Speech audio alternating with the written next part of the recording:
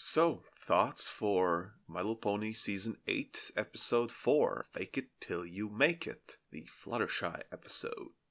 And boy, did this episode start off well. I was expecting to see more of Fluttershy's animal sanctuary, which would have been really fun, and of course when Rarity showed up, it was like, yes, Rarity and Fluttershy. This is great, this is going to be a good episode, and as the episode progressed, it was really enjoyable, and then in the second half it just went downhill, but no point just ranting about it, so I'll try to kind of pick it apart, see what at least for me, what were the problems and what I would do to fix them. Of course, I'm not a writer for My Little Pony, but always I think constructive criticism is, even badly attempted one, is better than just ranting. Anyway, first, I'll talk about the good. It was genuinely impressive to see new Fluttershy who was ready to help Rarity and actually, without too much of a fuss, actually attempted to help and did fairly well. It's really the answer to everybody's prayers of, will Fluttershy ever get over her anxiety? And here she is, getting over her anxiety and not completely overwhelmed by social interaction. It was truly enjoyable to see, and that's why it was such a shock the second half of the episode. But yeah, I would probably split the episode into 3 acts, with Act 1 being Rarity asking Fluttershy to help her and showing her the ropes, and Fluttershy is starting to kind of get a handle on it. Second act being where Fluttershy goes full into method acting, and that eventually spins out of control. And lastly, third act is intervention by the rest of the main 6 and the resolution.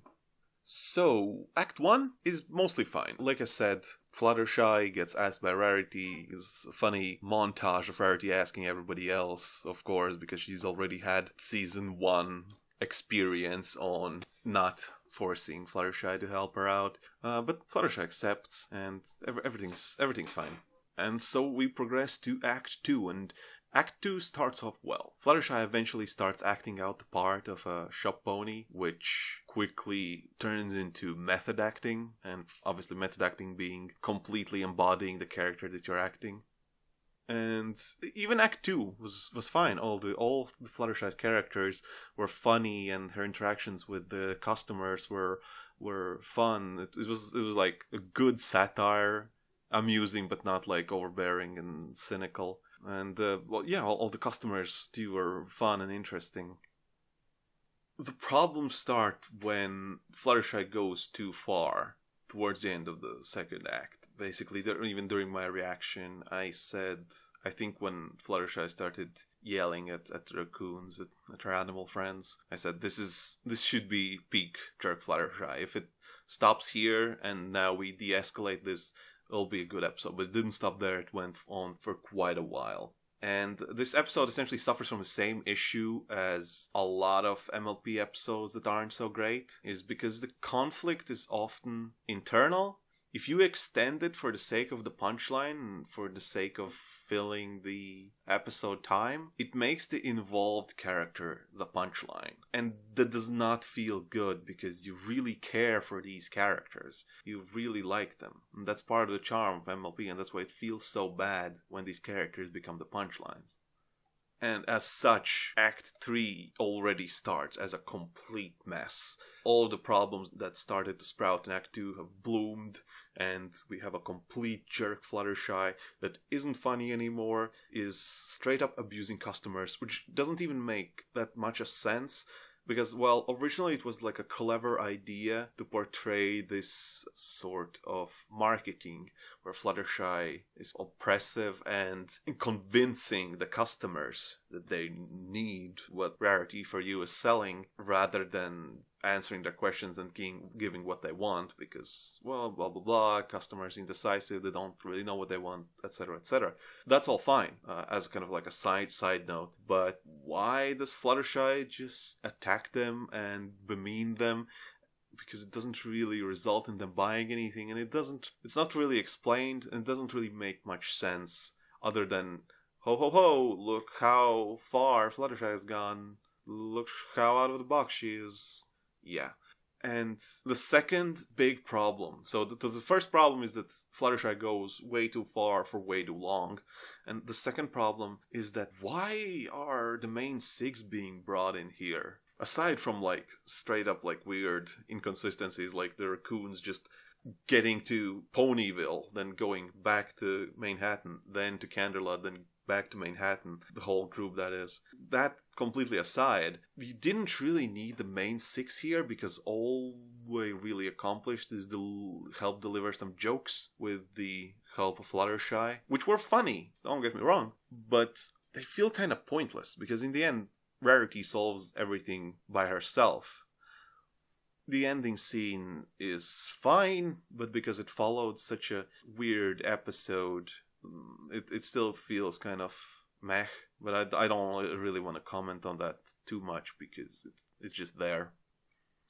Anyways, so how to go about changing it for the better? So the first idea I had, if we really want to bring in the main six and just stay within the vision of the episode, then it would have been better to just bring in the main six earlier, obviously by skipping out on some of the abuse that Fluttershy dishes out. And instead, after Fluttershy throws them out, maybe have the rest of the main six decide to give Fluttershy her own medicine. I know it's a scenario that a lot of people don't like because it's been a couple of episodes and those episodes are almost always heavily criticized. But I find it that within the context of a story, it delivers the message really well by providing these different viewpoints. And the alternative of, just talking it all out is cool and it's the ultimate message, but it makes for really dull couple-minute lectures rather than stories and how to feel the rest of the time. But yeah, anyway, have the rest of the main six come in as strange shop ponies and try to act weird enough to knock Fluttershy off her game by being weirdo customers. Either Fluttershy makes up more personas or deals with them anyway, but either way, it wouldn't feel as bad when the rest of the main six are kind of on purpose coming in, trying to confront Fluttershy, and if Fluttershy is mean to them, it wouldn't feel as bad as her just abusing customers and animals. And of course, ended off all the same way. Main six fail. They are like, screw this, we're going to get Rarity after all. Rarity comes back and totally fires everybody. The second variant would be much more of a revamp of the episode to, again, get rid of most of the Fluttershy abuse and don't bring in the rest of the main six. And have raccoons go to Rarity directly. And while this solves the bigger issues, it brings up a whole new one. That now we have 8 or even more minutes. I kind of roughed it, 8 minutes of extra time to fill. And of course, this whole idea is a strong bias from me because Rarity. And we could even start the episode with more Rarity. I'm sure it would kind of derail it from being a Fluttershy episode, but it's like I said, this is more of a revamp and bring more background of the show Rarity is part of, show off her assistants a bit more, give actual reason why she can't just hire some temp workers or anything. And yeah, the montage of Rarity asking other ponies is great, and probably best to leave it as it is, although it could be extended, it could be made into kind of a longer funny scenes. In the end, rather than firing alter Flutters and solving the issue that way, they could be, after getting fired, they could be left, and by they I mean the multiple personalities of Fluttershy obviously, they could be left wandering Manhattan, and from there Rarity would have to take her, find her, take her and show that, I don't know, for example, the clothes that she did actually sell didn't really satisfy the customers because they were essentially tricked into buying them.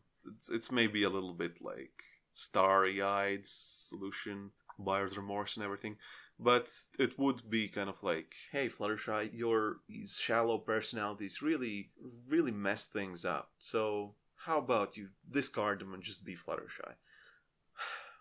So I mean that would be my attempt at doing this episode. And it genuinely, it's mostly just shocking because the first half was really good, and it just completely tanked it at the end. It was unfortunate. But hopefully this isn't gonna set a pattern for the rest of the season, and hopefully next episodes are keep being good. See ya then.